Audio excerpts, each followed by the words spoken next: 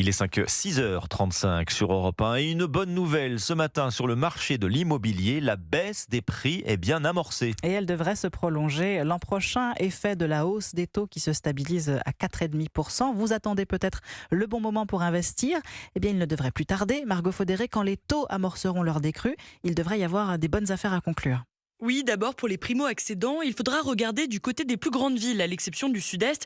Paris par exemple, Nantes ou Bordeaux. C'est dans ces villes où les prix avaient le plus augmenté ces 2 dernières années qu'ils redescendent aussi vivement. Des opportunités sont à venir selon Loïc Quentin, le président de la Fédération nationale de l'immobilier. Nantes, on enregistre des baisses de 6 à 8% en 2023. Bordeaux, qui avait connu les plus fortes augmentations, est confronté à les plus fortes baisses. Autre bonne affaire, si vous êtes prêt à faire des travaux cette fois-ci, achetez un bien qui affiche une mauvaise performance énergétique avec un DPE noté G.